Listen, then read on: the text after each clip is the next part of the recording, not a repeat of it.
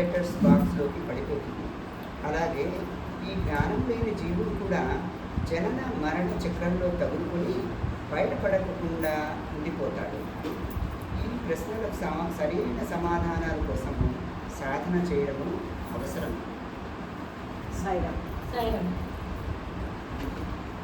మీ ప్రతిచర్యలు క్షమా సహనములు ఉండాలి. సద్గుణపూరితమైన వాతావరణంలో క్రమశిక్షణతో కూడిన పద్ధతిలో సాధన చేయండి. ఈ హాలులో కిక్కిరిసి కూర్చున్న జన సమూహం అంతటికీ చల్లగా ఉండటానికి ఫ్యానులు ఎలా అమర్చబడి ఉన్నాయో అదేవిధంగా అజ్ఞానము, అశాంతి, అన్యాయము, అక్రమముల చేత ఉడికిపోతున్న మానవులకు సత్యధర్మ శాంతి ప్రేమలనే ఫ్యానుల వల్ల ఎంతో ఊరట కలుగుతుంది. ఈ ప్రపంచంలో ఎక్కడెక్కడ ధర్మము అవమానించబడుతుందో, తిరస్కరించబడుతుందో అక్కడి నుంచి మానవుడు శాంతి, క్షమ అనే మార్గముల ద్వారా ప్రయాణం చేసి తనను తను కాపాడుకొనవచ్చును. నేను మీకు చెప్పదలుచుకున్న సారాంశము మీరు అలవర్చుకోవలసిన విషయం ఇదే. ప్రతి పనిలోనూ క్షమ, సహనము, పరస్పర సహకారములతో ఉండండి. కుటుంబంలో ఓర్పు, పరస్పర గౌరవములతో ఉండండి. సమాజంలో ధర్మము, న్యాయములతో ఉండండి. ప్రజలందరితో శాంతి అనే ఆశయంతో ఉండండి. మానవుని శరీరము భగవంతుని ఆలయంగా చెప్పబడింది, కానీ ప్రపంచమంతా భగవంతుని శరీరమే. బొటనవేలికి చిన్న సూది గుచ్చుకుంటే వెంటనే మనకి నొప్పి తెలుస్తుంది. కారణం ఆ బొటనవేలు మన శరీరంలోని భాగమే కాబట్టి. అదేవిధంగా ప్రపంచంలో ఏ మూల బాధ కలిగినా దానివల్ల భగవంతుని శరీరం అంతటికీ బాధ కలుగుతుంది. కారణం ప్రపంచమంతా ఆయన శరీరమే కాబట్టి. ఆంధ్ర రాష్ట్రము మద్రాసు నుండి వేరు చేయబడినప్పుడు నేను ఆంధ్రునిగా చేయబడ్డానని ఒకరు నాతో అన్నారు. అప్పుడు నేను అతనితో ప్రపంచమంతా నా భవనము, మద్రాసు రాష్ట్రము, ఆంధ్ర రాష్ట్రము ఆ భవనములలో గదులు మాత్రమే అని చెప్పాను. ఈ ప్రపంచము ఒక ఆలయము. ఇది భగవంతుడు నివసించే భగవంతుని శరీరమే.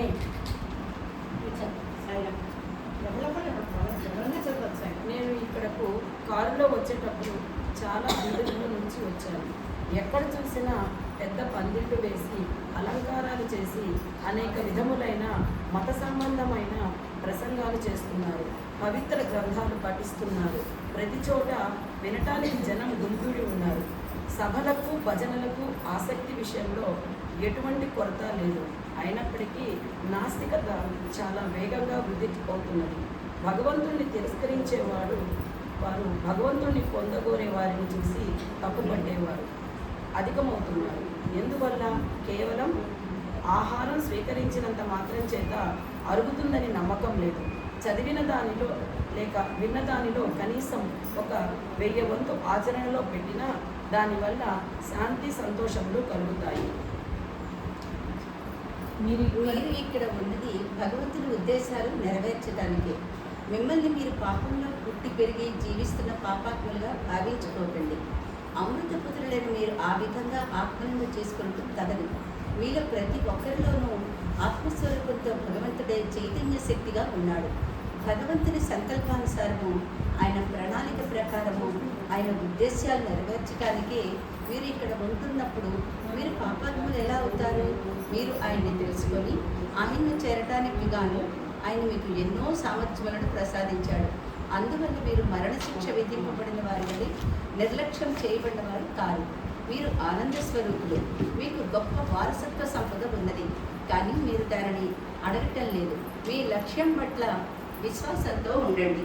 దానిని పొందటానికై సంతోషంతో, శ్రద్ధతో కృషి చేయండి.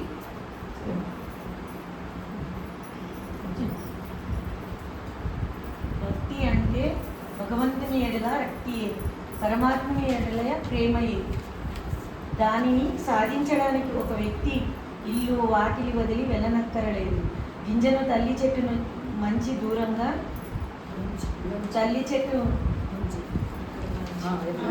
నుంచి దూరంగా నాటినంత మాత్రంలో వేరే జాతి మొక్క మొలుస్తుందా? ఆ గింజను ఉడకబెట్టండి, ఇక అది మొలకెత్తదు, భూమికి భారం కాదు. అదేవిధంగా మీ ఉద్వేగములను ఉడకబెట్టండి. మిమ్మల్ని బానిసలుగా చేసి ఇంద్రియామోహాలను మార్చివేయండి. అప్పుడు మీరు ఎక్కడ ఉన్నా భగవంతునికి సన్నిహితంగా ఉంటారు. మంచి చెడు రెండు ఒకే మనసు నుంచి ఉద్భవిస్తాయి. పాలసముద్రాన్ని దేవదానుల మదించినప్పుడు అందులో నుంచి కామదేవ్ బెటర్ స్క్రీన్ మీద కన్నా చదవటం స్క్రీన్ మీద వద్దు.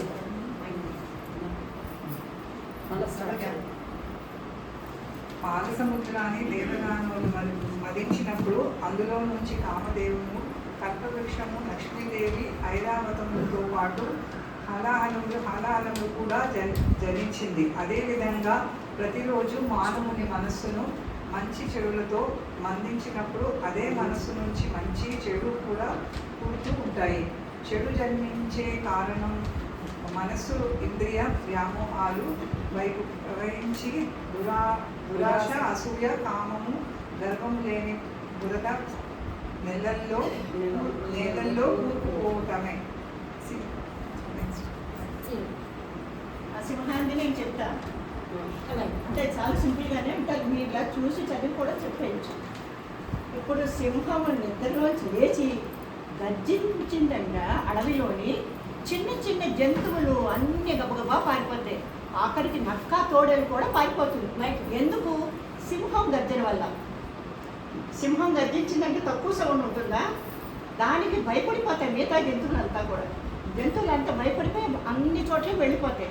అలాగే మనం లేచిన వెంటనే ఓంకారం అనే దాన్ని మనం పట్టుకున్నాం అనుకోండి, మనలో ఉన్న చెడు భావాలు, చెడు ఊహలు అవన్నీ కూడా చచ్చినట్టు పరిగెడతాయి. ఆ జంతువులు ఎలా పారిపోయో మనలో ఉన్న చెడు ఊహలు, ఇది మెయిన్ ఏంటంటే ఓంకారానికే ఇది సాధ్యమవుతుంది అని స్వామి చెప్పారు. సింహం ఒక్కసారి నిద్రలేచి గర్జిస్తే అప్పటి వరకు శాంతంగా ఉన్న చిన్న చిన్న జంతువులు అన్నీ పరుగులు తీస్తాయి. అలాగే నీవు నిద్ర నుంచి మేల్కొని ప్రణవ మంత్రం జపిస్తే అజ్ఞానంలో దాగి ఉన్న జంతు సంబంధమైన భావములన్నీ పారిపోతాయి. మీరు మీ హృదయంలోనే కాలాతీతమైన అనంతమైన తత్వమును కలిగి ఉన్నారు. మీరు ప్రణవ జపంతో దానిని అనుసంధానం చేసుకుంటూ ఉంటే చెడు భావాలు, ఉద్వేగాలు మిమ్మల్ని సమీపించటానికి సాహసించలేవు. మీరు భగవంతుని అనుగ్రహం పొందినట్లయితే ఏ గ్రహము మీకు హాని చేయలేదు. జ్యోతిష్యులు మిమ్మల్ని భయపెట్టే దుష్ట గ్రహ కూటమి వంటివి కూడా ఒక్క క్షణంలో మాయమైపోతాయి. అనుగ్రహం పొందటానికి 2 పద్ధతులు ఉన్నాయి. మొదటిది ప్రియం వద, అందరితో ప్రియముగా మాట్లాడటము. రెండవది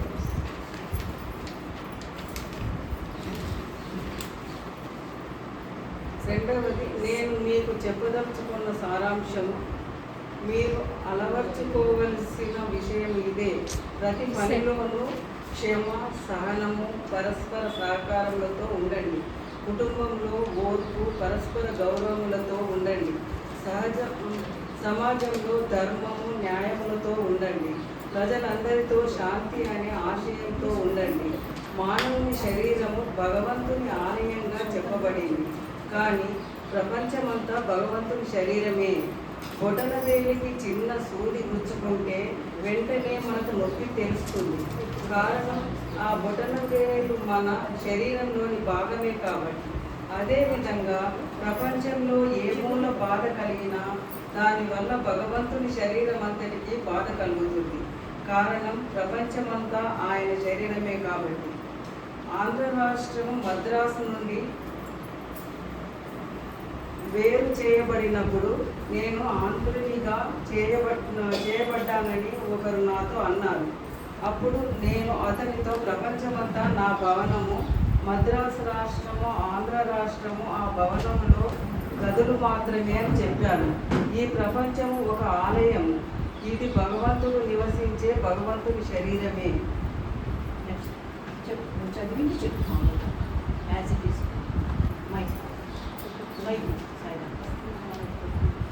స్వామి ఏం చెప్తున్నారంటే మనందరికీ సాధన చేస్తాము, ఎన్నో విషయాలు వింటాము, మైండ్లో పెట్టుకుంటాము, కానీ వాటిని ఎంతవరకు అనుష్ఠానం చేస్తున్నాము, అవలంబిస్తున్నాం, జీవితంలో వాటిని అనుసరిస్తున్నాము. ఆ సాధనకి పరిపక్వత రావాలంటే మన నిత్య జీవితంలో వాటిని అనుసరించాలి. ఎందుకంటే ఇప్పుడు మనం తీర్థయాత్రలకు వెళ్తాం, చాలా అందరం చూసే ఉంటాం. శ్రీశైలం అని, కాశీకని, తిరుపతి అని వెళ్ళి ఆయా ప్రాంతాల్లో మనము అక్కడున్న విశిష్టతల్ని, ఆ స్వామి యొక్క మహత్యాన్ని అన్నీ విని ఆస్వాదిస్తాం, తరించాం అనుకుంటాం. కానీ ఇంటికి వచ్చినాక అక్కడ మనం నేర్చుకున్నవి చూసినవి చూసి 10 చూసామంటే 10 నేర్చుకున్నాము అంటే ఒక్కటన్నా మనం అవలంబిస్తున్నామా? అక్కడికి వెళ్ళామంటే ఎందుకు వెళ్తున్నాము? ఒక ఛార్జింగ్ లాగా మనలో ఉన్న చెడునంతా తీసేసి, మనలో ఉన్న ఇదంతా తీసేసి స్వామి యొక్క మహత్యాన్ని, మహత్తుని మనం ఆపాదించుకొని జీవితంలో అవలంబించుకోవటానికి. కానీ మనం అది చేస్తున్నామా? ఆ బ్యాటరీ చేస్తున్నామా? ఛార్జింగ్ను ఉపయోగించుకుంటున్నామా? లేదు. ఉపయోగించుకోవాలి. ఉపయోగించుకుంటూ పిచ్చి నమ్మకాలకి, మూఢనమ్మకాలకి వెళ్ళవద్దు. జాతి ఉంగరాలని, రత్నాలని, వాటికి వీటికి వెళ్ళకుండా నేను ఎప్పుడూ మీ పక్కనే ఉంటాను, నేను మిమ్మల్ని సర్వదా సర్వకాల అవస్థలు ఎందుకు కాపాడుతూ ఉంటానని ఒక నమ్మకాన్ని ఉంచి మీరు కనుక దాన్ని వాటి మీద మూఢనమ్మకాల మీద వెళ్లకుండా ఇట్లా సాధన చేసేట్లయితే మీ జీవితంలో ఛార్జింగ్ అనేది నిరంతరాయంగా సాగుతూ ఉంటుంది అన్నారు స్వామి. దీని గురించి ఒకసారి ఒక ఉదాహరణ చెప్పారు. ఒక సందర్భంలో ఏమంటే, ఇప్పుడు మనం భారతం అందరం చదువుకునే ఉంటాం, చదివాం కూడాను. అయితే శ్రీకృష్ణుడిని అడిగారట, ఉద్ధవుడు అడిగారు. అలాగే స్వామికి కూడా ఒక భక్తుడు అడిగారట, స్వామి అందరూ భగవంతుడు అంటారు, మహత్ అంటారు, మరి మేమందరం చెడు చేస్తుంటేను లేకుంటే అలాంటి తప్పు మార్గంలో వెళ్తుంటే మమ్మల్ని ఆపకుండా చేసేదాకా ఎందుకుంటున్నారు? అదే శ్రీకృష్ణుడు తలుచుకుంటే యుద్ధాన్ని ఆపేవాడు కదా, జూదం ఆడకుండా ఉండేవాడు కదా. తర్వాత ద్రౌపది అడిగేదాకా ఎందుకు వస్త్రాలు ఇవ్వలేదు? ఇట్లా కొన్ని క్వశ్చన్స్ అడిగాడట. అడిగితే శ్రీకృష్ణుడు అన్నాడట, నేను మీ పక్కనే ఉన్నాను, అది మీరు గుర్తించలేదు. వివేకి ఎప్పుడు గెలుస్తాడు. దుర్యోధనుడు వివేకవంతుడు కాబట్టే అతనికి జూదం రాదని చెప్పేసి శకుని చేత ఆడిపించాడు. అదే మరి అర్జునుడు అడిగితే నేను అడగపోయేవాడినా? అడుగుతాడేమో, ఆడదామా అని చెప్పేసి ఎదురు చూశాను. గుమ్మం పక్కనే ఉన్నాను, అయినా కూడా నాకు ఒక షరతు పెట్టాడు, గుమ్మం దాటి ఇటువైపు రావద్దు అని. అవునా? అందుకని నేను అక్కడ ఆడలేకపోయాను. తర్వాత బుద్ధి కర్మానుసారంగా అంటారు కదా, నేను ఎంత ఉన్నా కానీ వెంట ఎంత ఉన్నా కానీ వాళ్ళ కర్మను దాటించలేను, కర్మ అనుభవించాలి. కానీ ఆ కర్మని సునాయాసంగా, తేలిగ్గా, అది మనసుని కష్టపెట్టకుండా అనుభవించే శక్తిని అయితే ఇవ్వగలుగుతాను ఎప్పుడు నన్ను నమ్మి నన్ను ప్రార్థిస్తే. ద్రౌపదికి కూడా అదే జరిగింది. ఒంటి వస్త్రంతో ఉందని తెలుసు, ఫస్ట్ లాక్కొస్తున్నారు తెలుసు, వాళ్ళు కానీ భర్తలు కానీ ఎవరు కూడాను కృష్ణ అని ఎప్పుడు పిలవాల. ఇంకా లాస్ట్ స్టేజ్లో అంటే చివరి దశలోనే నన్ను ప్రార్థించింది. అందరికీ తెలుసు అది. నేను ప్రార్థిస్తే పరిగెత్తుకుంటా రాకుండా లేను. కాబట్టి ఎప్పుడైతే ఎవరైతే నన్ను శరణాగతి చేస్తారో వాళ్ళని తప్పకుండా నేను కాపాడుతున్నాను, అది గుర్తుపెట్టుకోమని స్వామి కూడా మనకి చెప్పి, మనకి తెలుసు కదండి, నేను వెంట ఉంటానన్న దానికి నిదర్శనంగా మీరు నన్ను గుర్తించి నేను మీ పక్కనే ఉన్నాను, నేను పక్కన ఉన్నానన్నప్పుడు మనం తప్పు చేస్తామా? చేయగలమా?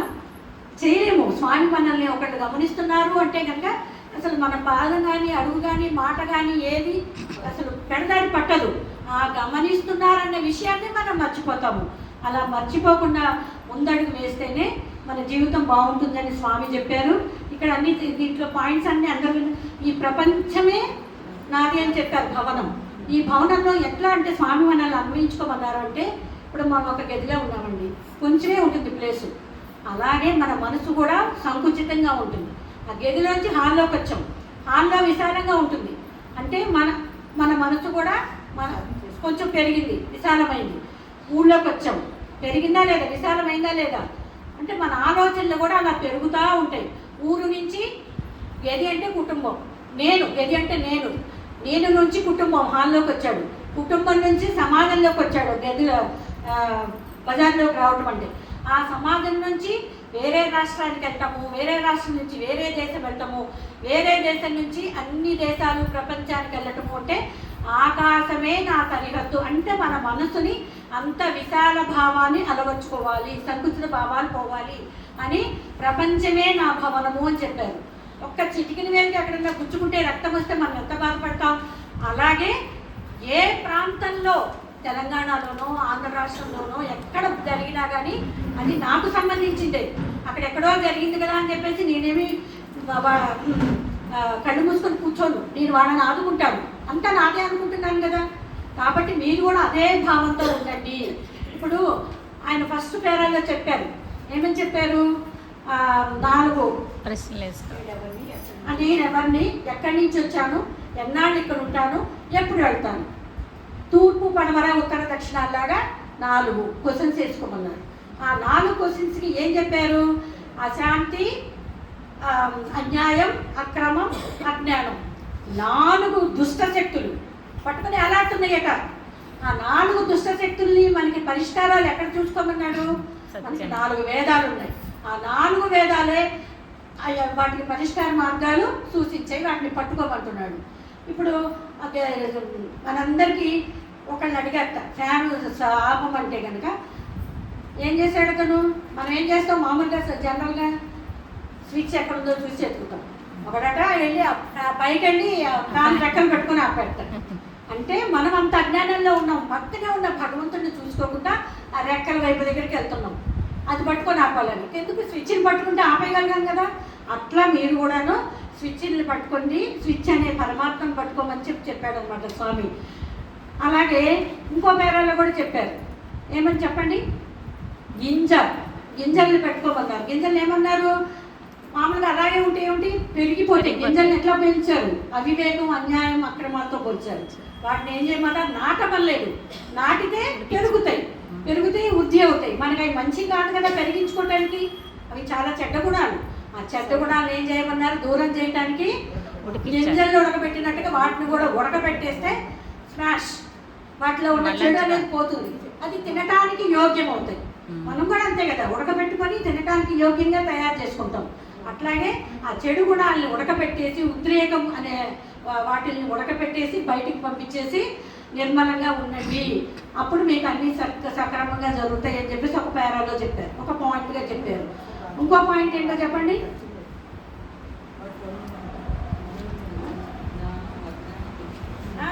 సత్యం వద, ప్రియం వద, సత్యం వద, అది మెయిన్. ప్రియం వద, సత్యం వద. ప్రియం అంటే ప్రియంగా సత్యం చెప్పాలి ఎప్పటికీ. సత్యం అంటే ఏంటి, సర్వకాల సర్వావస్థల్లోనూ అది అబద్ధం కాదు, ఇప్పుడు అది సత్యమే. సూర్యుడు తూర్పున ఉదయిస్తాడు అని ఒక స్టేట్మెంట్ తీసుకుంటే నువ్వు ఏ కాలంలో ఎప్పుడు ఏది తీసుకున్నా కూడా సత్యమే. కానీ అలాంటిది అన్నమాట, సత్యం చెప్పాలి, సత్యం మీదే నిలబడాలి, అది ఒక వ్రతం. దాన్ని ఎలా చెప్పాలట, సత్యమే కానీ ప్రియంగా చెప్పాలట. అంటే ప్రేమగా, వాళ్ళని మనసు నొప్పించుకోకుండా. లవ్వాలి సర్వాలని స్వామి అక్కడ పెట్టారు కదండి, అదొక పాయింట్. అట్లాగే చెప్పండి, అప్పుడు అందరూ నీకు స్నేహితులు అవుతారు, ఎవరు శత్రువులు ఉండరు అని చెప్పారనమాట. ఓకే అండి, సాయిరామ్. కూడా చదివి ఎంత చక్కగా వివరంగా చెప్పారంటే, స్వామి అలాగే చెప్తారు, అన్ని చాలా అలతి పదాలతోటి సింపుల్గా మనకు అర్థమయ్యేటట్టుగా. మన పురాణాలు కానీ వేదాలు కానీ అన్నింటిలోనూ ఉన్నవి మనకి అర్థం కాకపోయినా స్వామి చాలా సింపుల్గా చెప్పారు. ఇదంతా కూడా 25 జూన్ 1960న స్వామి ఈ ప్రపంచమే నా భవనము అనేటువంటి ఒక ప్రసంగంలో ఇచ్చినటువంటి విషయాలు శకుంతల చాలా వివరంగా చెప్పారు. అయితే స్వామి ఇంత వివరంగా చెప్పడానికి కారణం ఏమిటి, అదే అన్నారు స్వామి, మిమ్మల్ని అందరినీ ఇంప్రెస్ చేయడానికి కానీ, ప్రచారం చేయడానికి కానీ, మిమ్మల్ని అందరినీ నా శిష్యులుగా చేర్చుకోవడానికి కానీ నేను చెప్పట్లేదు. ఇవన్నీ కూడా ఇవన్నీ మీ బాబు కోసమే చెప్తున్నాను, మిమ్మల్ని ఉద్ధరించడానికే చెప్తున్నాను అని అంటున్నారు స్వామి. నేను మీ వాడిని, మీరు నా వాళ్ళు, కాబట్టి మీ ముందర నేను ఇవన్నీ ప్రచారం చేసుకొని నేనేదో గొప్పవాడిని అయిపోవడానికి కాదు చేస్తున్నది, ఇవన్నీ లెక్చర్లు ఇవ్వడానికి మీ బాబు కోసమే. ఆయనకన్నీ తెలుసు, మన బాబు కోసం ఆయన అంత చక్కగా చిన్న చిన్న పదాలతోటి చాలా ఎంతో పెద్ద భావాన్ని చిన్న పదాలలో ఆయన చెప్తూ ఏమన్నారంటే, ఇవన్నీ కూడా మీ మానసిక ఆరోగ్యం, నైతిక శిక్షణ కోసం నేను చెప్తున్నవి ఇవన్నీ కూడా. కాబట్టి మీ మాటల్ని మీ ఆరోగ్యం కోసం, మీ ఉద్ధరింపు కోసం ఔషధంగా స్వీకరించండి అని చెప్పారు స్వామి. స్వామికి ఏమవసరం మనం అందరికీ కూర్చోబెట్టి ఇవన్నీ చెప్పడానికి? ఎన్నో చిన్న పిల్లలకు చెప్పినట్టుగా ఎగ్జాంపుల్స్ ఇచ్చి చెప్పారు. స్వామికి ఎప్పటికీ కూడా కృతజ్ఞతా భావంతో ఉండాలి మనం అందరికీ. సాయిరాం. చెప్పండి. ఓం శ్రీ సాయిరాం. ఈ జన సందోహం చూస్తుంటే నాకు సముద్రమే గుర్తుకొస్తుంది.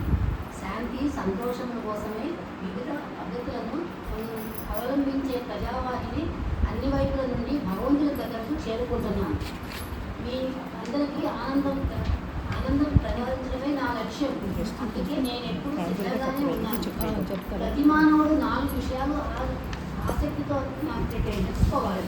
నేను వరిని ఎక్కడి నుంచి వచ్చాను, ఎక్కడ వెళ్తాను, ఎన్నాళ్ళు ఇక్కడ ఉంటాను అనేవి ఈ 4 ప్రశ్నలు వేదములు. ఈ 4 ప్రశ్నలు సమాధానం చెప్పినాయి.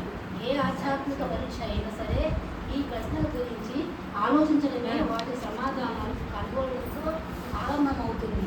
తపాల పెట్టెలో వేసిన ఉత్తరంపై అది వెళ్ళవలసిన చిరునామా లేక బయలుదేరిన చోట రాసి ఉండకపోతే అది ఎక్కడ చేరలేదు కదా. అటువంటి ఉత్తరం రాయటము అనవసరం.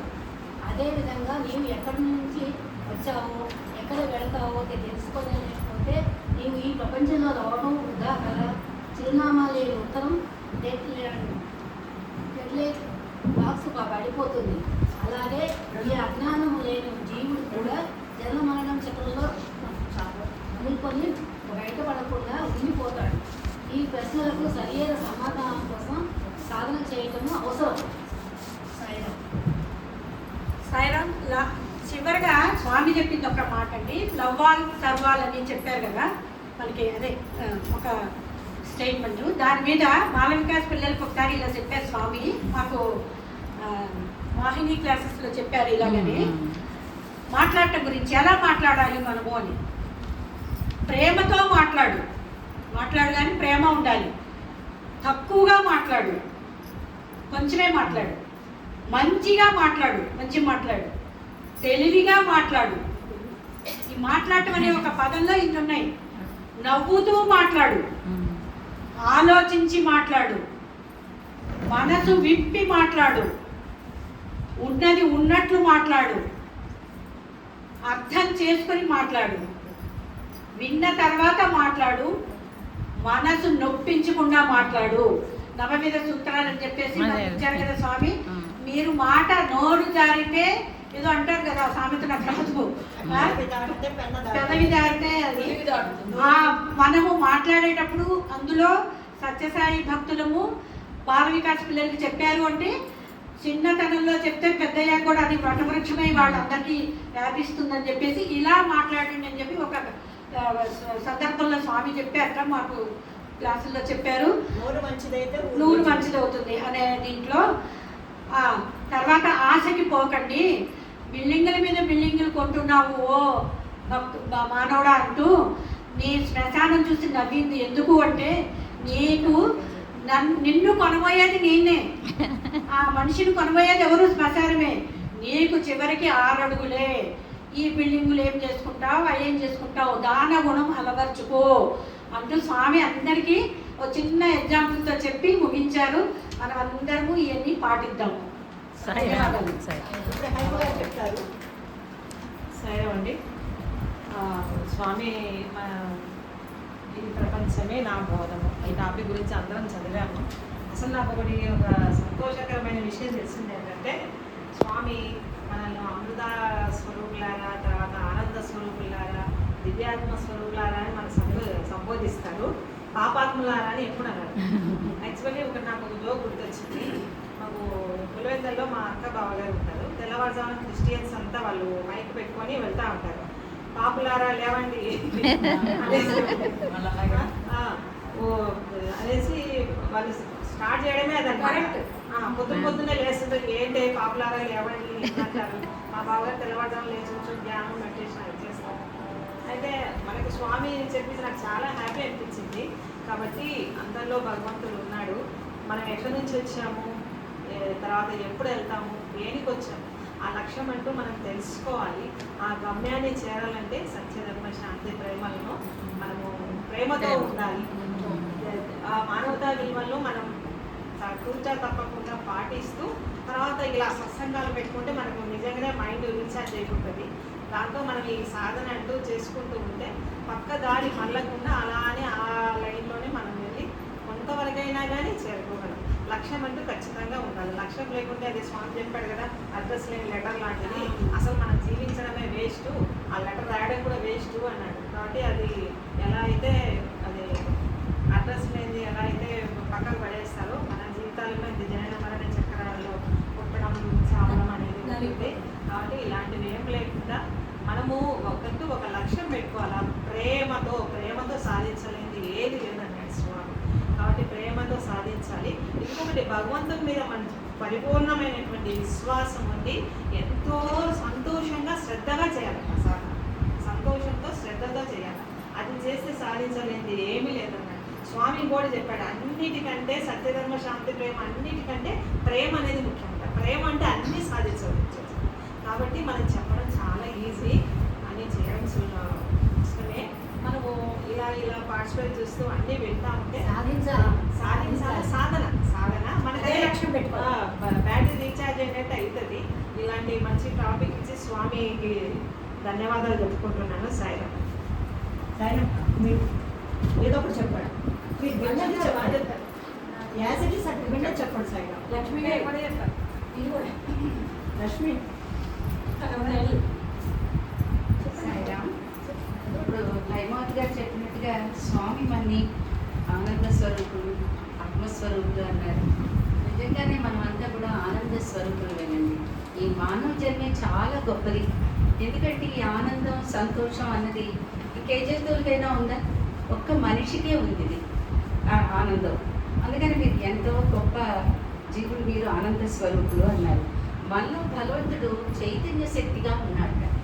చైతన్య శక్తి అంటే మనకి ఆలోచిస్తే కళ్ళు చూస్తున్నాయి, చెవులు వింటున్నాయి, నోరు మాట్లాడుతోంది. ఇవన్నీ ఎవరు చేస్తున్నారు? అవన్నీ కూడా భగవంతుడు మనలో చైతన్య శక్తిగా ఉండి నడిపిస్తున్నాడు. అంచేత ఇవన్నీ కూడా మనకి ఇంకా స్వామి అంటున్నారు, మీరు ఈ మానవులుగా వచ్చారంటే మీకు ఎంతో గొప్ప వారసత్వ సంపద అంతా ఉన్నది మీకు. కానీ మీరు దాన్ని అడగటం లేదు.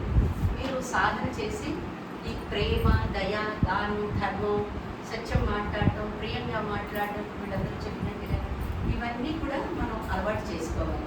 ఇవన్నీ కూడా మనం మనుషులకే సాధ్యమైంది. ఈ ఒక్క మానవ జన్మలోనే మనం ఇవన్నీ చేసి ధరించగలుగుతాం. ఏదైనా ప్రేమతోనే సాధించాలి. మనం ఎంతో సాధన చేయాలి. ఆ సాధనకి మనందరం కూడా ఒక విధంగా చాలా అదృష్టవంతులం.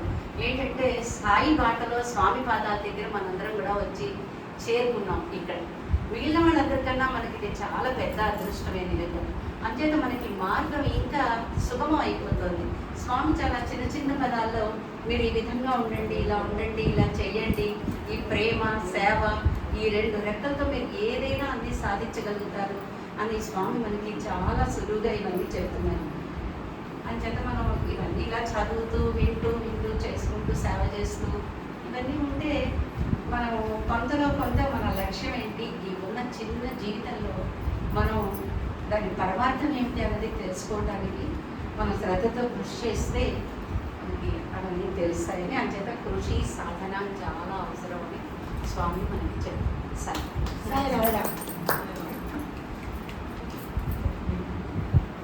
సాయిరామ్.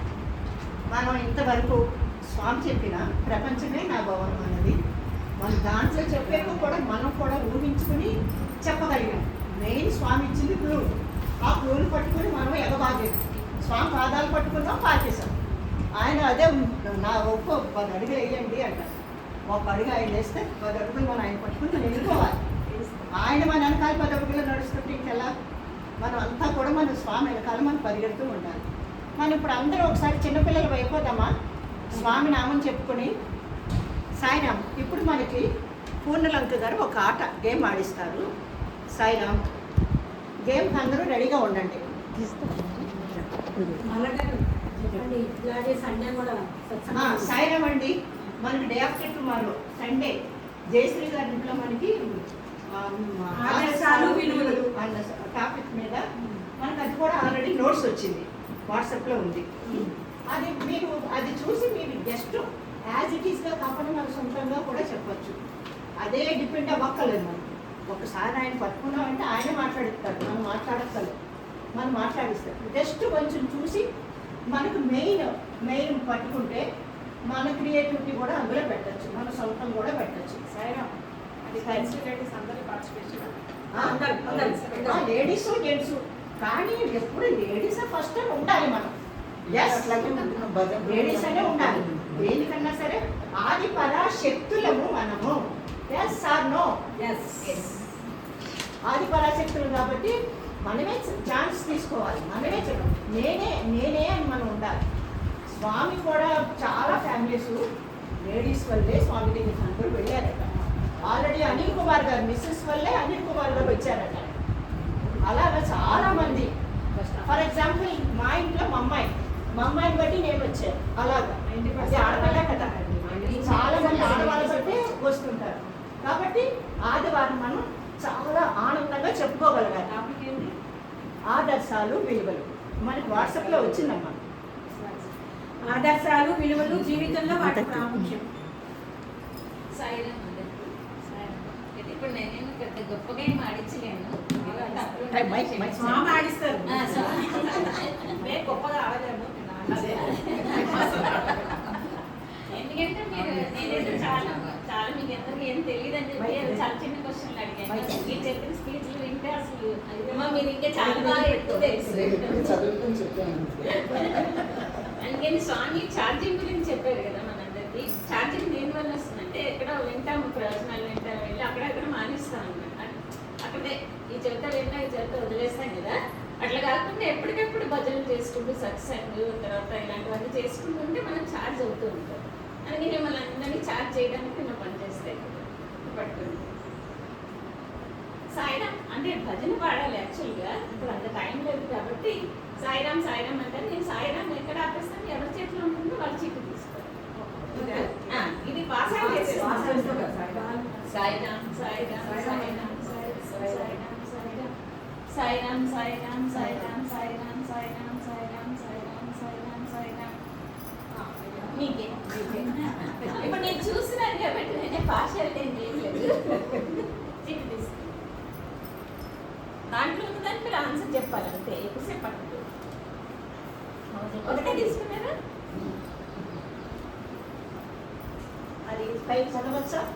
చెప్పండి చదవండి, నాకు ఆన్సర్ చెప్పండి. సాయిరామ్. ఇక్కడ ఉన్న వారిలో నచ్చిన గుణం, ఇక్కడ ఉన్న వారిలో నచ్చిన గుణం ఎవరో ఒకళ్ళ అందరిలో అనిపిస్తారు. ఇక్కడ ఉన్న వాళ్ళ గురించే కాదు. ఇక్కడ ఉన్న వాళ్ళలో గుణం ఎవరిది నచ్చింది? అక్కడ వాళ్ళ వారిలో నచ్చిన గుణం. నచ్చినట్టే ఎవరి గురించి చెప్పచ్చు, ఇక్కడ ఉన్న వాళ్ళ గురించి చెప్పచ్చు. అంటే ఓవరాల్ అందరి గురించా లేకపోతే ఎవరో ఒకరి గురించి? ఎవరో ఒకరి గురించి. మీకు ఇష్టమైన నాకు నచ్చిన వాళ్ళు ఏదైనా నచ్చిన గుణం అది వాళ్ళు చెప్పాలంటే నచ్చిన గుణం అంటే అనుకోకుండా ఇక్కడ వసంత్ వచ్చింది కాబట్టి నాకు చాలా నచ్చింది. Clap to her. అలాగే తొందరగా ప్రతిసారి మన సమితిలోకి వచ్చారు. వీళ్ళందరూ నా పాత చెల్లెళ్ళు, కానీ ఇప్పుడు వచ్చింది కొత్త చెల్లి. కొత్త చెల్లికి స్వాగతం. సోమవారం మీ భజన అయ్యేదాకా వచ్చి మానుకోవటం కాదు, కంటిన్యూ చేయాలి. అది కూడా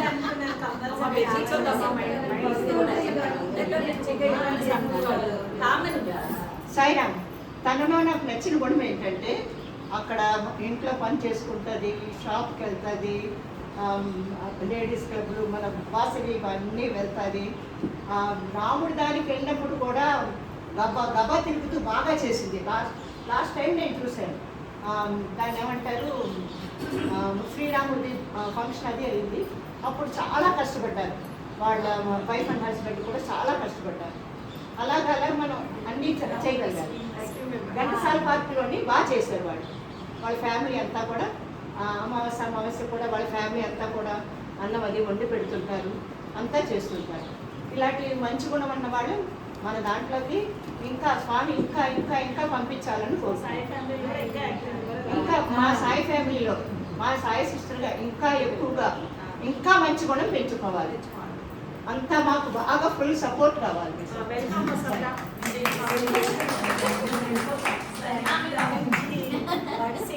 అవుట్ అయిపోయింది మీ ఆట. మీరు ఇలా వస్తుంటే ఇంకా హ్యాపీగా ఫీల్ అవుతుంది. కానీ తండ్రి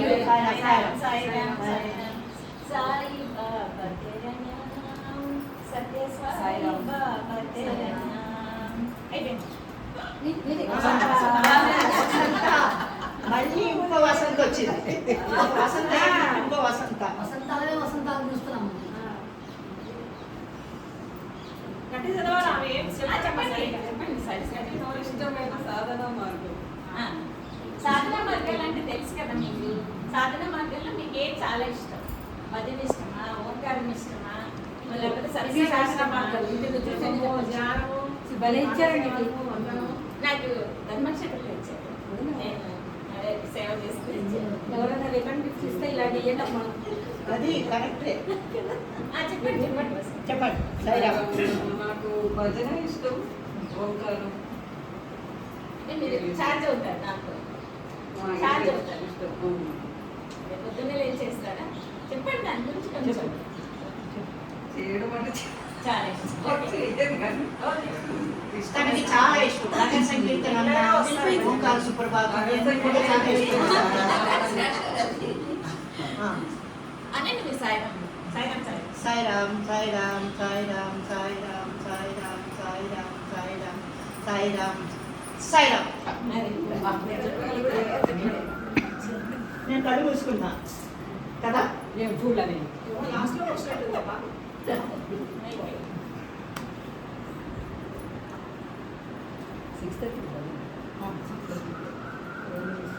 వాళ్ళు వచ్చేసరికి తీసేస్తాం. ఆల్రెడీ మనం అంతా నాయ చేసిపోయినా స్వామి